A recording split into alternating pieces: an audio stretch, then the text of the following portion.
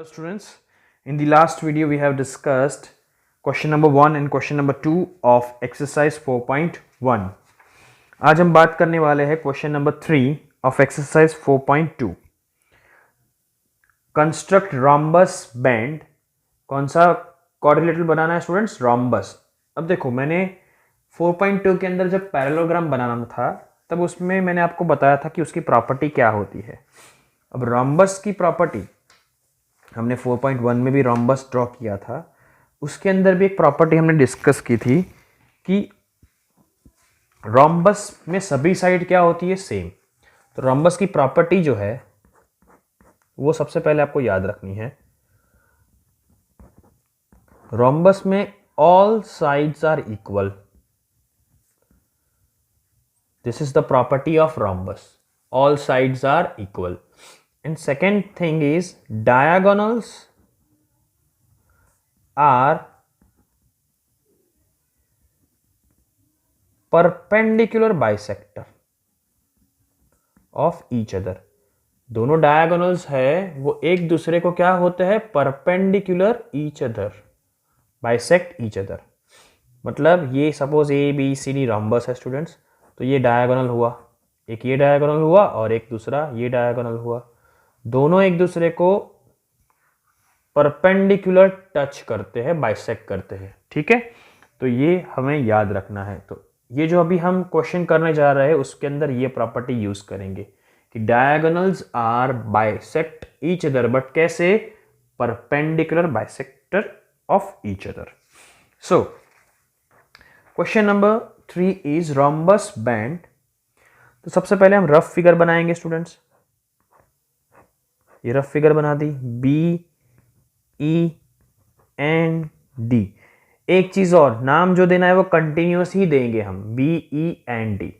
चलो B N आपको दिया है 5.6 और डी ई दिया है 6.5.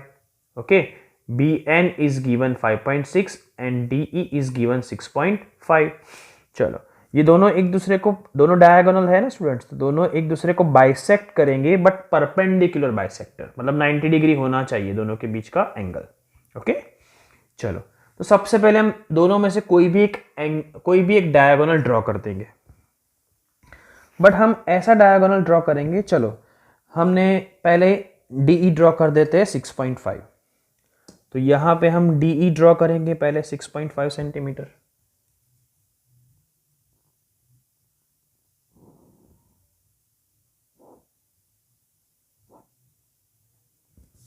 कौन सा ड्रॉ किया स्टूडेंट्स हमने? डीई.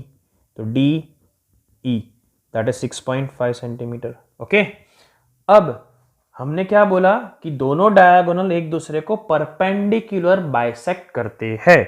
परपेंडिकुलर का मतलब होता है स्टूडेंट्स 90 डिग्री, राइट. तो इसका परपेंडिकुलर बाइसेक्टर बनाना है तो हम क्या करेंगे? सपोज बाइसेक्टर मतलब आधा, सपोज इसका आधा इधर आएगा ना अप्रोक्सीमेटली, तो हम क्या करेंगे? आधे से ज़्यादा डिस्टेंस लेंगे. इसका आधा सपोज यहाँ पे आता है, तो हमने क्या किया? आधे से ज़्यादा डिस्टेंस लिया और ई पॉइंट पे रख के एक आर्क ऊपर लगाएंगे और एक आर्क नीचे लगाएंगे. और सेम रेडियस चेंज किए बिना एक पॉइंट, ये पॉइंट को डी पे रख के एक आर्क ऊपर की तरफ लगाएंगे और एक आर्क नीचे की तरफ लगाएंगे स्टूडेंट्स, राइट. ये दोनों जो मिले हमें लाइन, उसको हम ज्वाइन कर देंगे. तो ये जो मिलेगा वो परपेंडिकुलर मिलेगा, मतलब इन दोनों के बीच का एंगल कितना होगा स्टूडेंट्स? 90 डिग्री. इसको हम नाम दे देते हैं एम. ओके, अब हमें ये बी एन ड्रॉ करना है 5.6. समझना ध्यान से स्टूडेंट्स, बी एन जो ड्रॉ करना है 5.6, तो 5.6 का आधा करो. तो 5.6 का हाफ करेंगे तो 5.6 को 2 से डिवाइड करेंगे तो 2.8 मिलेगा students, right. 28 2 56.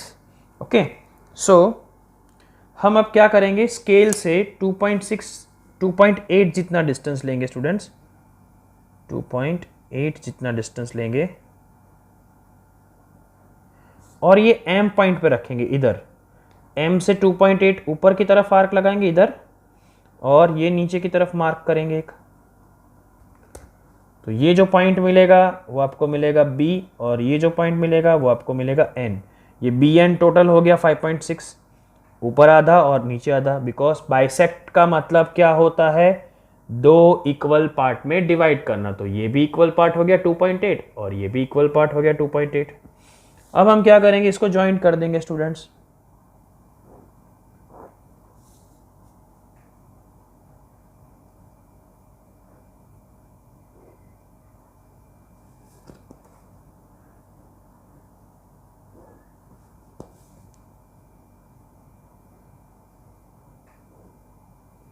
Clear? So this is your rhombus. I hope आपको ये समझ में आ गया होगा। पहले क्या करेंगे, डीई डायगोनल ड्रॉ कर दिया, फिर उसका परपेंडिकुलर ड्रॉ करना है बाइसेक्टर। तो क्या करेंगे, आधे से ज्यादा डिस्टेंस लेके एक आर्क ऊपर की तरफ और एक आर्क नीचे की तरफ, सेम पॉइंट डी से एक आर्क ऊपर और एक आर्क नीचे। क्लियर? ये जो लाइन हमने ड्रॉ कर दी। अब यहां से चलो ये 5.6 बाकी है, उसका आधा करो, तो आधा ऊपर और आधा नीचे, फिर सबको ज्वाइंट कर देंगे। चलो अब हमें स्टेप्स ऑफ कंस्ट्रक्शन लिखना है। तो सबसे पहला स्टेप क्या ड्रॉ किया हमने, draw line segment DE of length 6.5 centimetre. Clear? चलो सेकेंड स्टेप, उसके बाद हमने क्या किया, परपेंडिकुलर बाइसेक्टर ड्रॉ किया। किसका? DE का। तो क्या लिखेंगे, ड्रॉ परपेंडिकुलर बाइसेक्टर ऑफ, किसका बाइसेक्टर ड्रॉ किया, लाइन सेगमेंट DE का, विच इंटरसेक्ट एट, कौन से पॉइंट पे इंटरसेक्ट करता है, M पे। ओके चलो थर्ड स्टेप्स। अब हमने क्या किया, ये जो BN है उसका आधा डिस्टेंस लिया, M को सेंटर लेके एक आर्क ऊपर लगाया और एक आर्क नीचे लगाया, राइट? सो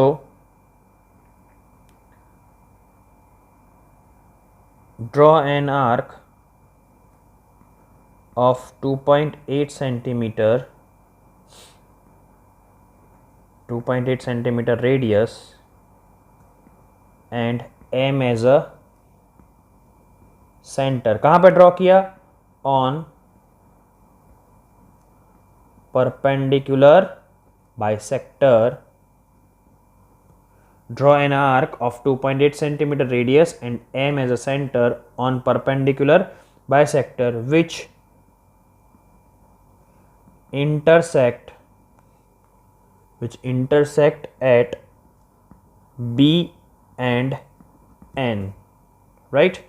चलो नेक्स्ट फोर्थ पॉइंट क्या करेंगे, सबको क्या करेंगे, जॉइंट। तो क्या लिखेंगे, draw line segment BE comma line segment EN comma line segment ND and comma line segment DB। okay, now the fifth step is what, therefore thus BE and D is required rhombus। Clear है students? I hope आपको ये समझ में आ गया होगा। So this was the question number 3 of exercise 4.2। Share it with your friends and subscribe my channel if you are new on this channel. Thank you.